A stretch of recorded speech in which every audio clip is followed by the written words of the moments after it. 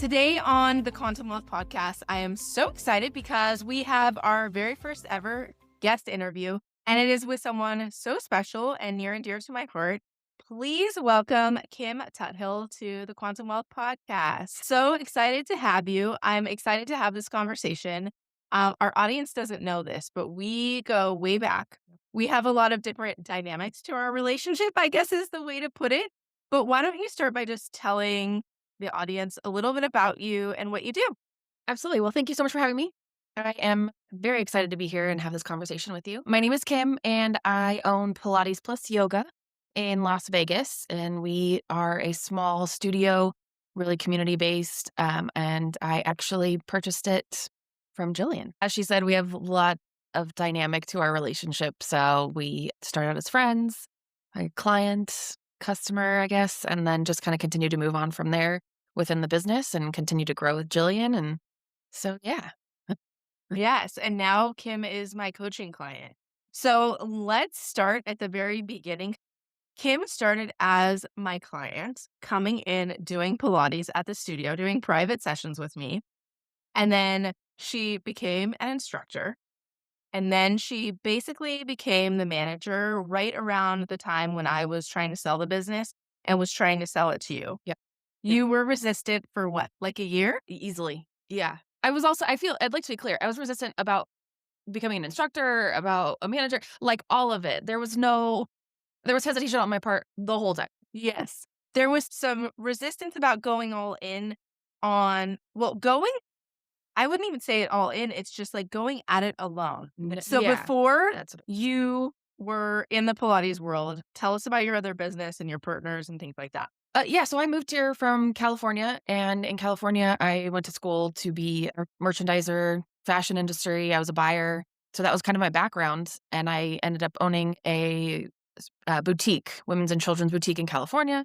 We started out as a trek, and we went to different farmers markets, and it was me and my business partner that I had worked with at one of the buying jobs that I was at.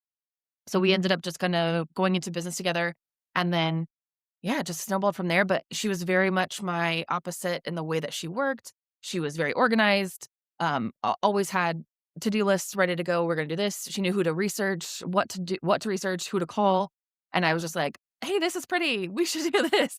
So there was a lot of feeling of lacking, like I couldn't do it by myself. There was a lot of that. So when I moved to Nevada, I still had the business, still went there, but it was kind of traveling back and forth, and it just kind of progressed to be a lot easier to shift away from that. So I ended up selling my half of the business to her, and then was in Vegas kind of like, "What am I supposed to do now?"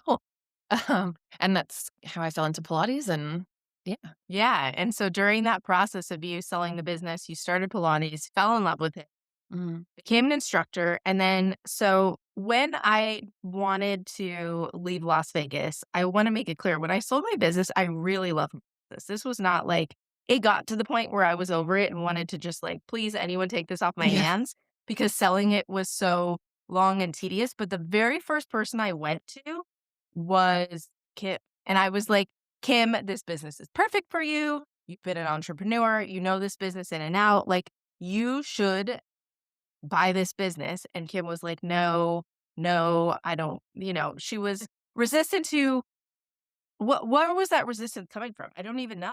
I will say we discovered it through our coaching, working with you. It was that resistance to go all in on myself, like you said earlier. It was definitely this.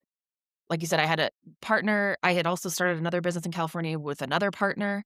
So I was very much in a mindset or personality of I can't do things by myself. I always need somebody with me. I need that balance. If you're into astrology, I'm a Libra, so I need to have this yin and yang type situation all the time. And it was a lot of pressure. Like, oh my gosh, I have to do this by myself. I have to be the organized one. Never a word I've used to describe myself. So there was a lot of resistance when it came to taking like the ownership of that by myself. Yeah. Yeah. So eventually what ended up happening is I convinced Kim to buy half of the business. So she bought I got my way. she got her way. She bought half the business. We did that for like a year, just over a Yeah. year. Just about a year. Yeah. A year, and then it took another 6 months for Yeah. me to sell At you the least. rest of the business. And basically, I just said, like, I'm half in, I'm half out. I think for me to move forward in this next chapter, I just need things off of my mind, off my to-do list, and I'm gonna sell this half of the business. And either you're gonna buy it or we're gonna have to sell the whole thing to someone or someone you want to work with. That will be really difficult. I'm sorry to put you in this position, That but this is what I have to do. was a push I needed. And you stepped up and you were like, no, I want it. And I was like, I don't want to pressure you. I want you to take time. Don't talk to anyone because I knew you so well, right? I was Yeah. like, don't go talk to your husband and like really sit with this and figure out what you want because we'll make it work. But Mhm. I've really sat with it and knew what I wanted. So I had you do the same. I'd like to make a note there. You weren't coaching me yet, but you already were coaching me. Like, you already knew, so it was very laying the groundwork there. Yeah. I don't know if I had started even my coaching certification. I don't think I had. Really? No, I don't Oh, think. no, I don't think you But had. No, it was I was active, but deeply involved in coaching, and everyone yeah, assumed I was a coach yeah. long before I was ever actually a coach. Yeah, and so you realize like, "Oh, I do wanna buy this business," and we figured it out, and it all worked out. It wasn't, like, quick and simple. Something important I wanna put because I hear people talking about businesses and going half and half. I do wanna say when you have a business partner, you never wanna be 50-50. So here's where I had the power with Kim. I had 51% and she Yeah. had 49%, so I could force her hand. Now, of course, like, I didn't want to do that, but I think it's really important when you talk about partnerships, you never wanna go 50-50 because then if something happens, you're stuck and you could end up having to dissolve the company. So I did Yeah. have, like, this little 1% power, but it makes the I difference. will note too, as part of that kind of lacking mindset that I had, my previous business partner, same thing. I was like, "Oh, I'll take the 49." Like, without it there was no question, no debate about it. Who's gonna have more responsibility? Nope, I take 49. And she had 51 immediately. Because yeah, I was just that was where I was at, mindset-wise. I mean, it made sense for you and I because I had already owned the business and you Right, were coming right. in, and because the way, like, the finance thing was The set up, structure was, yeah, that's absolutely. so funny because that is so very Kim. So, Right. okay, so we go through all that. At that point, you'd taken over the business. I was in my coaching business, and I had started the Magic Money Makeover. And Okay. so you came in and you did Magic Money Makeover. For those of you who don't know, that is my 7-day intensive. So you do a manifestation challenge every day for 7 days. You have access to coaching over Telegram. We do a coaching call at the beginning so I can really see your blocks, what's going on for you. And tell me a little bit about your experience during the Magic Money Makeover. I think that was just my first initiation into, like, looking at my money like that. I'm very much like, "Okay, I have my list of my bills. I pay them, the savings, whatever it is." Like, but I wasn't goal-oriented when it came into, like, each category. And so for me, just literally writing it down and being like, "Okay, here I am saying I wanna have, X amount of dollars in my savings account." And, yeah, I save on a regular and it's fine, but I was never trying to push myself a little bit more, a little bit more. So when we did our first initial call, I was kind of expecting like, "Oh, it's just gonna be a goal setting. I got this. I can write down everything I need." But there was so much more behind it. So it wasn't just write this number down. Like, I want $1,000,000 in my savings account. It was, "Okay, well, why do you want the $1,000,000? Like, what are you gonna use that for? What's the feeling behind it?" And I was like, "Oh, no, we're working on spreadsheets.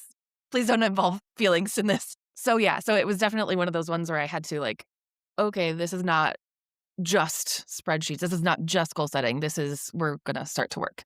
And it changed my reasons for, like, certain categories of numbers that I wanted to see in there. And then, just simple check-ins, like, it's that accountability, you go in there and fill out your spreadsheet or, like, or my numbers for this month, or I didn't hit them this one, why? Not just, "Oh, I forgot to transfer that money," or, "Oh, we had to do this. We went out to dinner this week." It really gets you questioning what you're spending your money on. And I just, I think we kind of lump leftovers into our regular spending money, and that to me was huge. I was like, what is that spending? Where is that going?"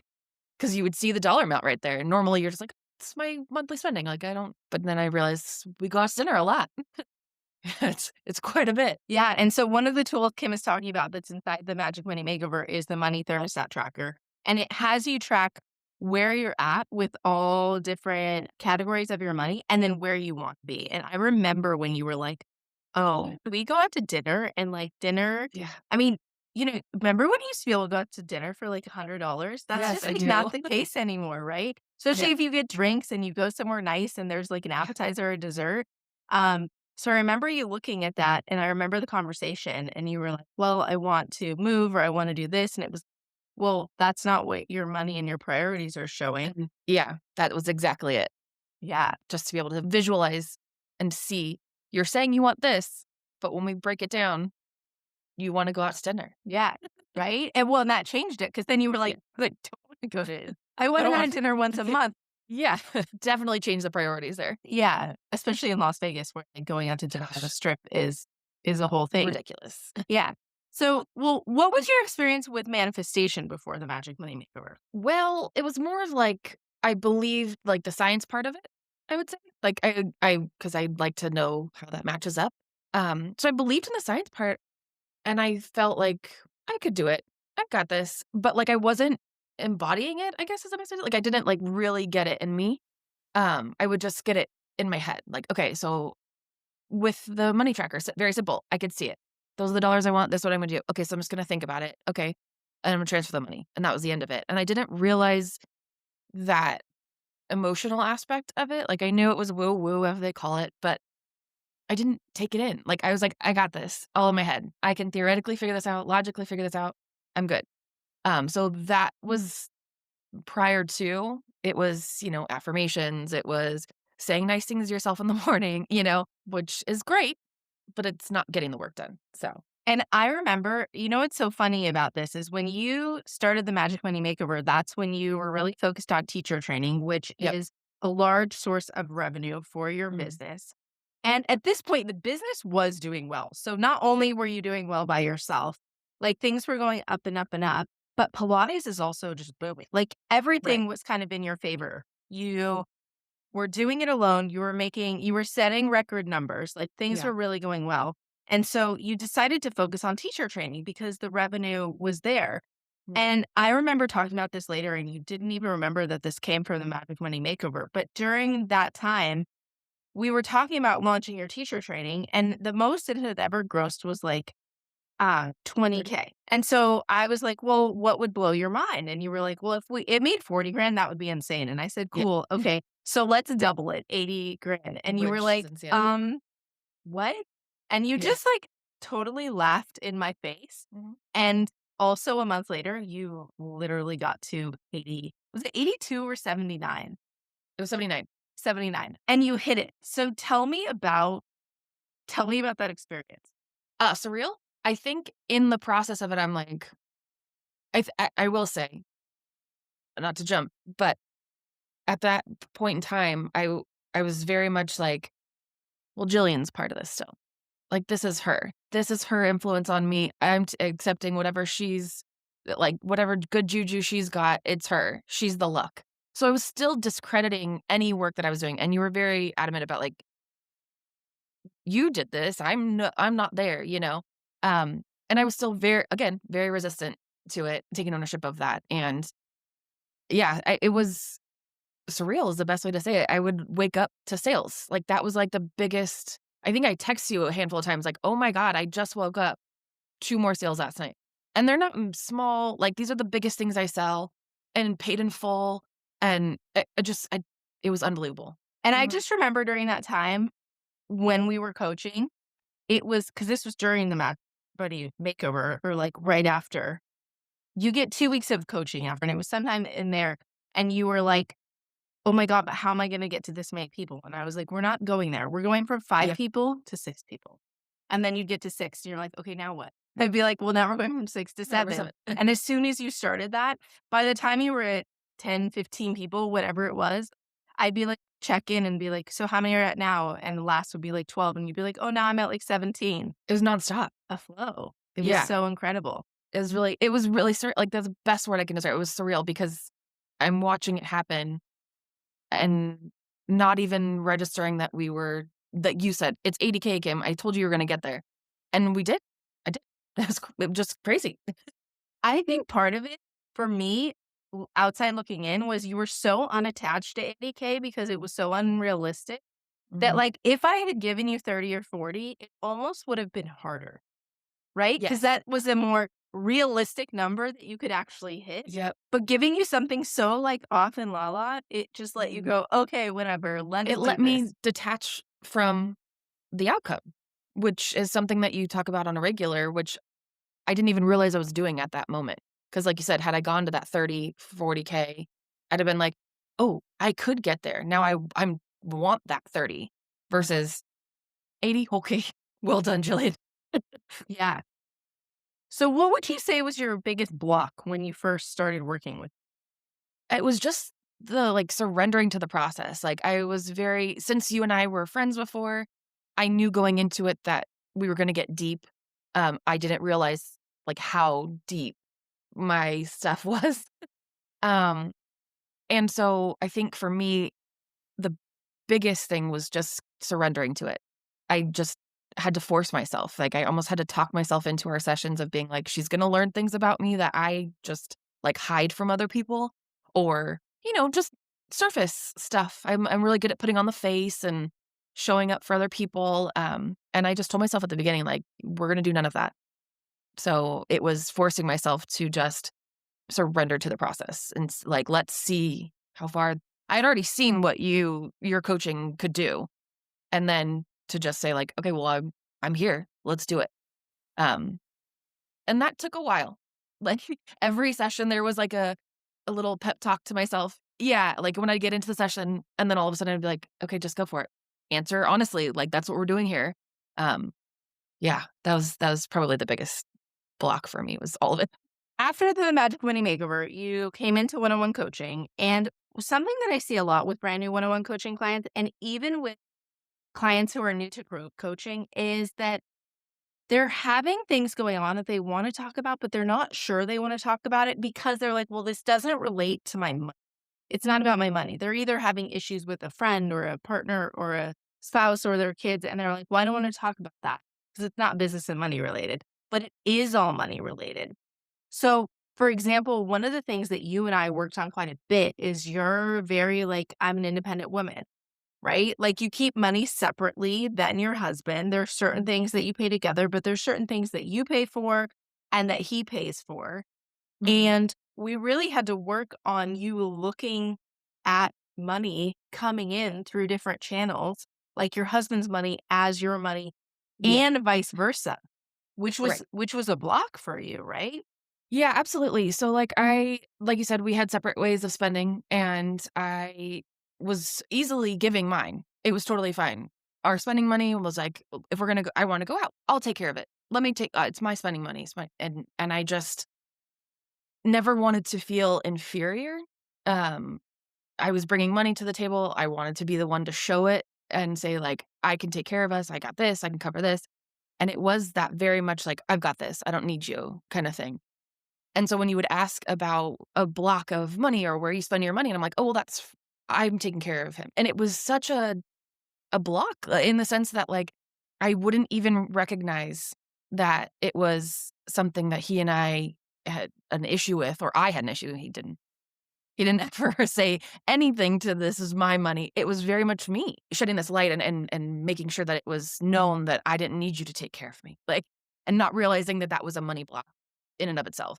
And that's something I see really common with not in marriages, but in marriages where there's kids and Yeah. where especially where mom has had to take time off, Yes. or someone that's a stay-at-home mom, right? Like, because you're attracting money through channels and calling in money through your spouse or through Right. channels that aren't as liberating for the independent woman or in ways that you're not used to. And also, it's still your money. It's still a channel Yeah, of money towards you. So you really have to kind of go deeper and look at those relationships and uncover anything under those relationships that are causing the block. absolutely.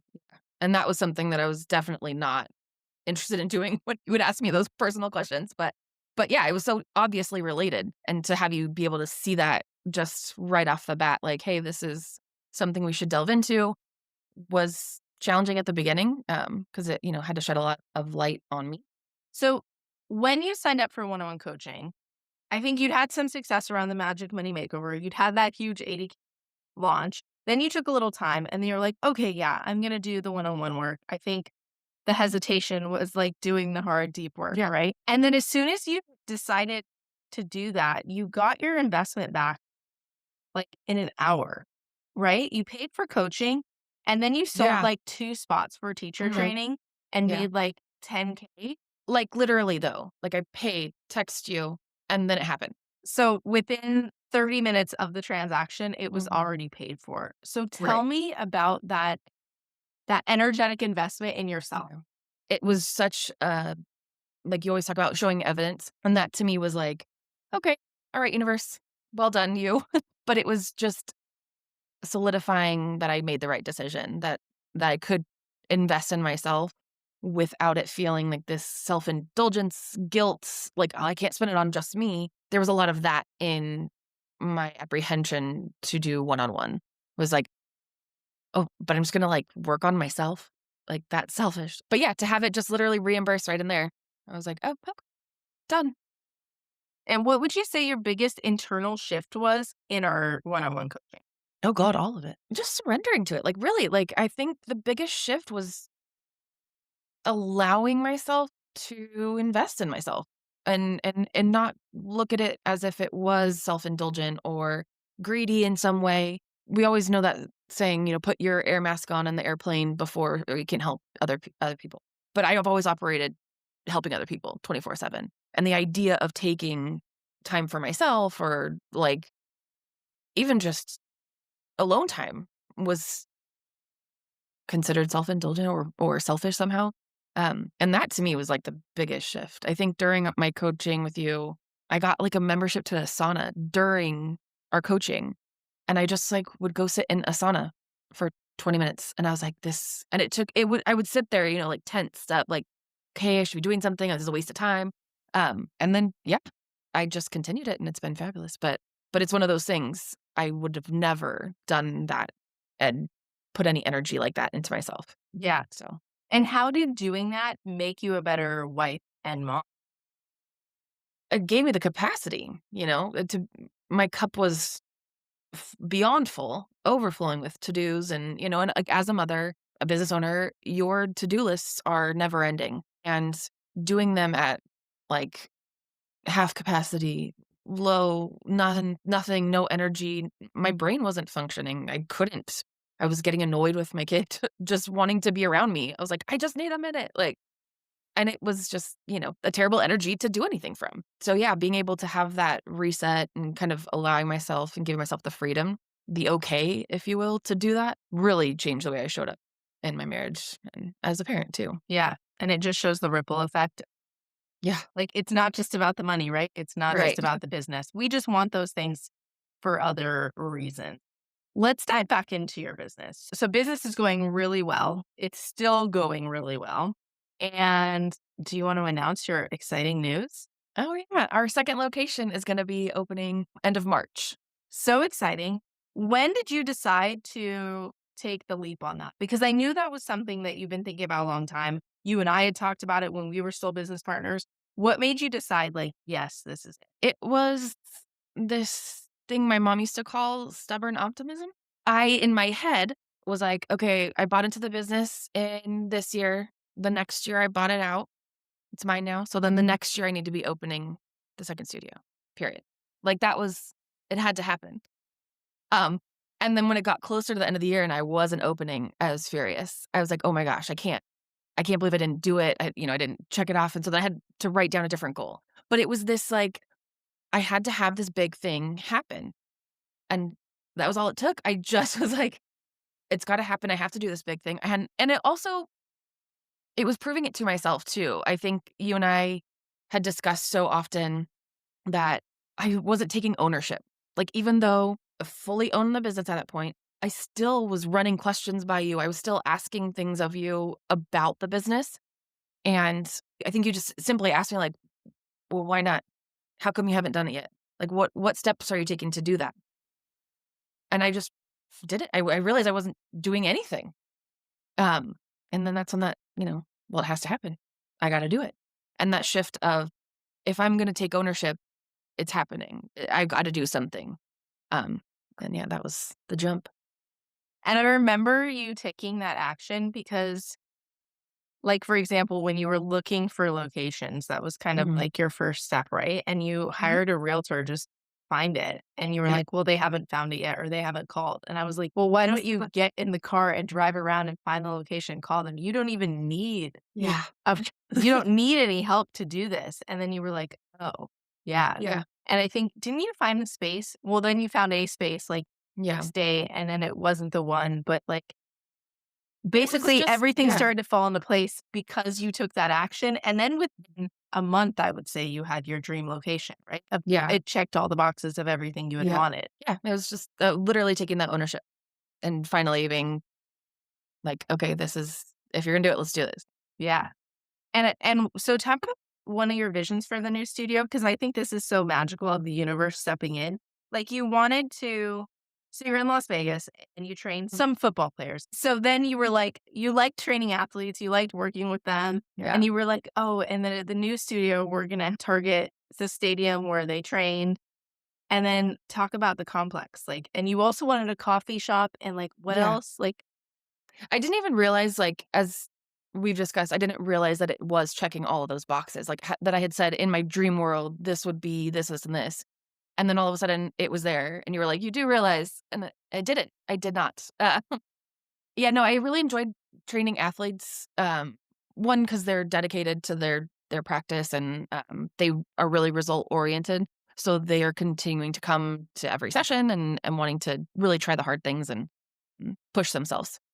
So I had a lot of great interactions with that, and in my perfect world, when I was talking about it, I wanted to have a space where I could have private rooms or suites so that they were able to come in and have more availability with them. And so when we were looking, we found this location, and they had a coffee shop down the like, on the same little strip, um, and as I was walking to the coffee shop, there was a gym there, and I was like, "I swear I've seen this before, and I don't know where I've seen it, but I've seen it." So, of course, I Googled social media, and I realized all of the athletes that I have worked with at my other studio, they were training out of this gym, and it's 6 doors down from my new location. So, it was like a kismet, where I was like, "Oh, that was it. I'm done. Check. I'll send the deposit." that just shows you, like, when you're aligned and, Yeah, how it all works out and, like, take the signs from the universe, right? right. Because the Exactly. location you look at before that, you liked it, but there was just something about it. Yeah, I couldn't put my finger on and I feel like that's what we talked about, where I was like, "There's just something holding me back," and I'm like, "Is it me?" Or like, "What is it?" And we discussed that a lot in our coaching. Yeah. So now you found the spot. Now it's all happening, like moving full speed ahead. You've got equipment and construction. You're ahead of schedule for construction and Yeah, opening, which like literally never happens. never heard And of of course, it. you plan for opening late, like everyone does. And Mhm. now you're opening early, which is insane.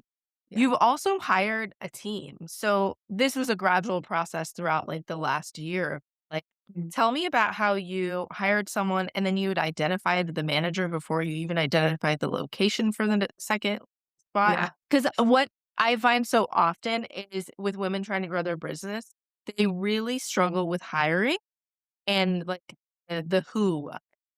So Yeah. talk a little bit about that. I know what I lack, like I said, like, I'm not great at organizational skills, and I'm kind of all over the place with the way I run my business and the way I function in general. Um, so I knew, like, always having that partner, a business partner, like, has to be I knew what I needed in an employee or a manager, and so when I was looking for somebody, I knew what I was looking for in them, um, and I'm so quick to just give all the or not responsibility, give all the money away. I'm like, "Oh, yeah, let's do this." Like you're saying, I hired her before we even had an open date or, like, I had barely signed the lease when I hired her. Like, I was so ready at that point to hire her because I was like, "Oh my god, I'm gonna need you." Like, there's no question. Um, so she was actually an easy hire for me, arguably hired too soon, but I was ready. I was like, I need this person." So we actually trained her in the studio with our training program. She had worked for me for a couple years now at this point, and I just really respected the way in which she handled our clients, the conversations she was talking about with them, and the way that she taught. I really felt that she understood, like, what I wanted or what I was hoping my employees. A lot of time when you have employees, you pray that they speak to your clients the same way you would, and that's always a challenge, especially in a small business. You really wanna have that connection to your clients. Um, and I really felt she embodied that. Like, she really took ownership of her teaching career and where she was teaching at other studios. We were her mainstay as far as the locations that she was working at, and she would definitely tell clients we were the best in town, and, whether that was to toot my horn or what, but she definitely did it. So, yeah, so it was that she was an absolute easy hire. I think it was the first manager where I was very hesitant, and I don't know if I can get her. I don't know if I should. Why would she bother? She has a real job. And that I think you and I worked through quite a bit too. So when you say she had a real job, what does that mean? Um, I wasn't offering benefits. I wasn't offering the 401k, health insurance, all the things. Well, she's a teacher. So she's got all the benefits there. And she was a client of ours, but she was there religiously. Um, Loved coming in, would talk and help out when she could, and just hang out with us. So, yeah, so I kind of hired her on as a part-time, but I felt really nervous to hire her because I thought, "Why would she bother?" Like, she's already here doing this, you know? And that to your point, she was like, "Already here doing this, so why not get paid for it?" And I didn't look at it that way. I was like, "Why would she wanna take on more responsibility?" Yeah, well, and you were able to hire in these ways that stepping stones that felt Yeah. good because she's part-time still, right? Mhm. Yeah, she's still part-time. And then your new manager is full-time, so, like, it Correct. allowed you to kind of Yep. build your wealth thermostat to spending Exactly. more, investing more, and having someone who did more in the business. Yeah. Yeah. As someone who knows you, you have always been kind of fearless. Like, there's hesitations, there may be blocks, but you're also, like, I will say one of the people who is like, there is plan A and there is no plan, right? And you had that long before you met me, and I think you're way better at that than I am. Talk about how you've been like that and then how that's evolved through, I don't know, trusting yourself and manifestation and coaching. I just have always, like you said, it's always been that way. Um, and my mom used to call it stubborn optimism. That's what she used to she's like, "You're just stubbornly optimistic." And I would always hear, "Well, what's your plan B?" Or, "Okay, what if?" And she would that was, she's the voice in my head. And she would always ask that. And my response was always like, "If I plan a plan B, then I'm planning for plan A to fail." And so I was just stubborn. It was just like, there's no other way to say that. In my life, I have had very little financially wise. I've been in places where I was really down and out. And then I've been in places where I'm comfortable and I'm paying for vacations and taking my kid places. Um, and one of the things I always note is even when I was probably at my lowest financially, while struggle, real challenge, I still had my friends, I still had my family, um, I was still happy. Like, yes, money makes things so much easier, and I'm not gonna negate that by any means. Um, but there was always this kind of feeling of like, "I've been there before. I've had worse." So I just kind of always fell back on it, and that kinda kept me in that optimistic phase, I guess. I don't because I just knew I could get out of a really sticky situation. I think that that's so inspiring because I think it's so much easier said than done to just like jump and the net will appear, but you Yeah. like truly embody that. And I said, I've never seen you have a plan B. To my own detriment, though, let's be real. Sometimes maybe, But but even talking to you as a friend, it's like, well, then what if? And you're like, what? You don't need a plan B. Like, you would never need that. So, you talked a little bit about vacations, and I want to touch on that because we know I love travel, vacations, and I'm the queen of long vacations, and you're Yeah, not. I've always said, like, your vacations were really short, they're road trips. yeah. They're kind of just like the opposite of the way I travel, which is so interesting. But last summer, you took the longest vacation you've ever taken in your life. What was it, like 3 weeks? 2.5, more or less, yeah. And you Mhm. did some little work in there, but, like, you Yeah. did a whole road trip, the West Coast. Yeah. Yeah. Um, gorgeous in the middle of summer, Amazing. just you and your husband. Your son was in camp, like something that you don't normally do. And then also just last month, you took a vacation after Christmas vacation. It was your husband's birthday, and you were like, stayed at the nicest hotel you've ever stayed at, Yeah. and you were at the beach. And I remember something had come up, and your manager was just like handling. And what Yeah. was so full circle to me was that when I was running Pilates Plus Yoga, I could never take real vacations. I struggled Right. so much. Like, my mindset just wasn't there. And I got it through probably the toughest times, but you've got it by far to the most prosperous times. And it's so wild to just sit back and be like, I used to live at this studio. Like, there were Yeah. times when I would take a nap there because I didn't have time to go home and sleep, and now you're literally running studio Yeah. from the beach, like, living your Yeah. dream, which is what you had said in the beginning of coaching when we started our Yeah. one-on-one. You're like, "I wanna be able to go to the beach. I eventually wanna buy a beach house."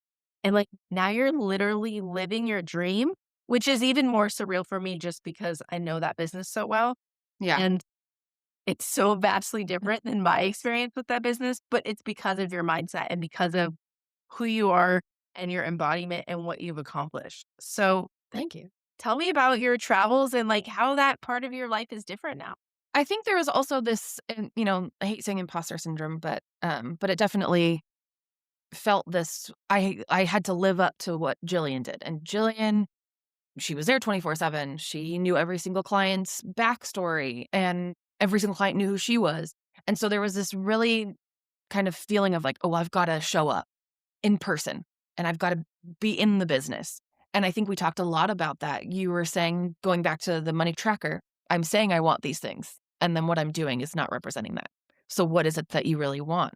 And that's when we got deep on at the beginning of the coaching. What is it that I want? And like you said, it was, I want that beach house, and I want to travel and take my kid over here. And so I wrote it down. And that was actually one of the things, like, we started like our journal, and I wrote down this in the morning. I got my coffee. I walked on the beach. Um, and then, with my dog, and then we came back and I did a little bit of work, and then I went out and had breakfast with my family, like that. And then on our vacation, it was with my son actually in August. So it was after the long one. And we went on another vacation and we're at the beach. Yeah.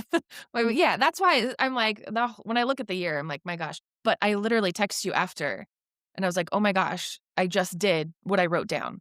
I took a walk on the beach with coffee and my husband and my dog, came back, did a little bit of work on my computer. I think we zoomed that. No, we zoomed from there.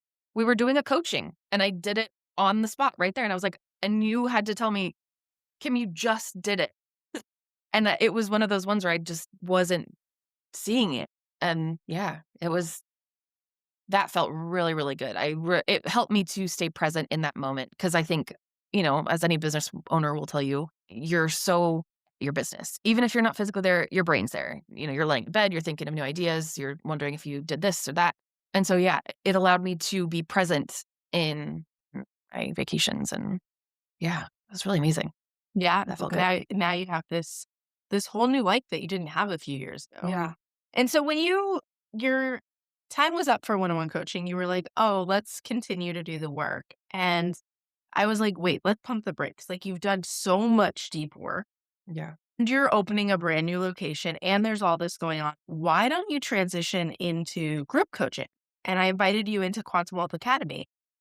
And so through that, because that's you still get coached once a week, you're around other people who are getting coaching, but also it's just a great environment. It's a great group of entrepreneurs, really smart. They see things Yeah. differently. And so tell me about your experience transitioning from like one-on-one full support into group coaching. I finished mine and I was like, okay, let me take a couple weeks. And then you said, if you're interested, we had talked about group coaching because I was ready to go again. And you're like, you've done a lot. Um, and so I did a session in the group coaching just to kind of get a feel for it. And I just thought, like, oh wow, this is such a different container, different, like, the actual work that was happening in there was so different from what you and I did, because we go deep a lot. And so I gave it a minute, and I think it was probably 2 weeks after. I think it was two. 2 weeks after that I ended up joining fully. And it's been really interesting as far as, like you said, we're not all that different. So there's space for us to kind of go deep if we want to, but then also listening to others go deep is fascinating because what it always translates back to is something that I needed to hear too. And then because, like you said, they're all female entrepreneurs in a different industry than mine, it's great because I we're getting to pull from each other's business mindset and, "Oh, you do this, and do you have this program?" So it's not even just that I'm hearing these amazing stories and they're resonating with me so much. It's also that there's this great community of people that we can lean on. And that's something as a business owner, when you're alone in your business and you're a sole business owner, even if you have a partner, it is very lonely because you're holding on to this stress. You're taking all of the weight of the business, and that was something that I'd struggle like, I think a lot of women or more people business owners struggle with, and having this community, you leave a corporate job, you don't have water cooler talk any longer. So you don't have those little random conversations, and with the group coaching, it offers such a great opportunity for me to get that coaching experience that I need, whether directly or indirectly, and then I'll also get that water cooler talk, that I that helps all of our businesses grow. We're all, like-minded people trying to lift each other up still, which is great. Yeah, I love Quantum Wealth Academy because there's something so special about people. And I always thought that as soon as I launched that container, the next thing I would do would be a mastermind. And the reason I haven't at this point in time launched a mastermind is because that feels almost like a mastermind because it's smaller and Yeah, intimate. And the people all have connections and use each other for help and guidance yeah. that, like, you get that. It's like a two in one. I was gonna say it's what I'm saying, yeah, you get both. It's amazing. So I'm like, here I'm getting coached, but I'm also like, "Oh, you use this email funnel," or like, so we're getting that kind of People writing your reels for you. Yep, exactly. Yeah, that was amazing. Yeah, it's so cool. So if you had to go back in time before you started all this coaching, before you were the sole owner of your business, what would you tell yourself? I tell this to my son, like, keep being the change. Um, and like we discussed, there was such a disconnect from what I was saying I wanted and what I was doing. And there was so much I just like let go is what I just wanted to yeah, just like let it go. Like I was in such a I have to be here and I've got to control this and I've got to do that. And it was just like, "Ugh, pump the brakes, girl." Uh, so yeah, I think for me, I wanted these changes. I wanted these things to happen. And the only way for me to get there was to just start. So yeah, just that's what I would say. Just start. Just get there. Like walk in the door, you know? I think what's so important to know about your story and who you are is yes, you're like super optimistic. You are smart. You take on a lot. And also, if it's possible for you, it's possible for anyone, right? Like, because Yeah. you're still like the mom who prioritizes being the mom. You're still like just a normal wife, right? Like Yeah. you're the everyday woman. And I think it's so important to just humanize. This is Yeah. possible for everyone. Mhm. You probably would have thought it wouldn't be possible for you like 5 years ago, and now Oh, look where you are. Like, if I had told you at the very first time you came to me to do a Pilates session that you'd yeah. be owning the studio, I wouldn't be involved. You'd be opening another location, you'd be making tons of Mhm. money, you'd be the breadwinner in your household. You wouldn't have, like, been like, Not been there for a second session. I'd be like, "This girl's crazy." "Yes, totally." So, I just think that's so inspirational, and I think we all need that inspiration because there's moments for every entrepreneur where you said, like, it's hard and it's Yeah. lonely, but, like, we can get there. And I think that's something to note for you as well, that kind of seeing potential in people, it's so easy to discredit, like, my own achievements and that, and I think that's easy for a lot of people or a lot of women in general. We discredit all of the work that we do. As, it's expected. Like, we're expected to do all the house chores. We're expected to, um, support our husbands and be the mom and whatever in your business as well, on top of everything else.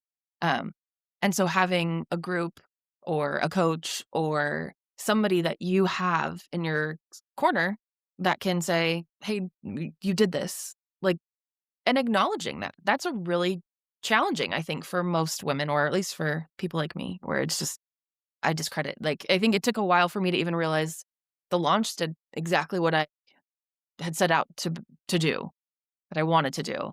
And it's over, and I'm still working through that. Like, it still happens on a regular, like, you have to remind me. But being able to have like a coach there, or even within the group, to be like, wait, what did you just say? Did you hear what you just said? That kind of stuff. And I think it's been hugely beneficial, and just proving that and giving me evidence. So Well, so what's your next big money goal? What are you manifesting now? a profitable second studio. Big, um, define profitable. I would like to be in the black, I guess you can say, before the end of the year. Absolutely. Lofty goal, September, but Let's not right. use the word See? lofty. Still coaching always. It is done. Yeah. There. Yes. Yeah.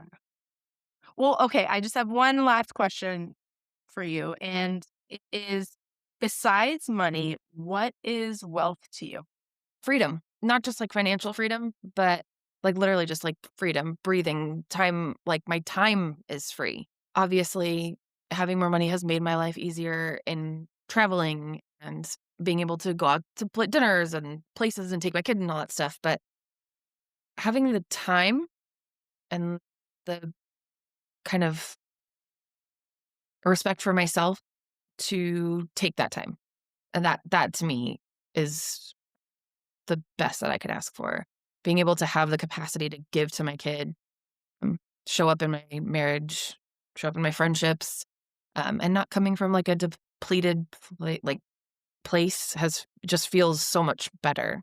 Um, yeah, and I'm of the thought process that, you just give whatever you can, always be of service, and that to me has shot up even more. In, like I said, not just financial, but my presence, my time, how I show up for people, much deeper. Freedom, time, space. I think those are all just so important to all of us, right? Yeah. Hmm.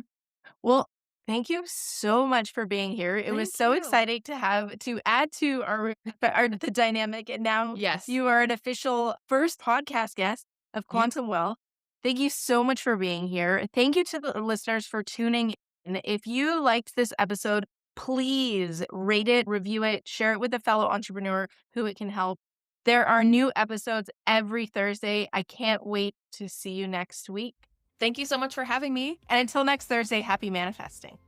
That's a wrap on today's episode. If you're still here, I know you're serious about quantum leaping your income, and that commitment is what separates the dreamers from the doers. Here's what I want you to do next. Pick one insight from today and take action on it. Because here's the thing, transformation happens in the implementation, not just the inspiration. If this episode shifted something for you, please rate, review, and subscribe on Apple Podcasts, Spotify, YouTube, or wherever you listen. It helps other ambitious, heart-centered women find the show. And if you're ready to take this work deeper and finally break through that income plateau, I'd love to invite you to book a discovery call with me. Because here's the thing, podcasts give you the what, but coaching gives you the how. It's what takes you from, I know what I should be doing, to, holy shit, I actually did it. Head to the show notes or to jillianminter.com to grab your spot on my calendar. Until next week, keep choosing abundance over scarcity, alignment over hustle, and remember, you're meant for more. You just have to believe it's yours.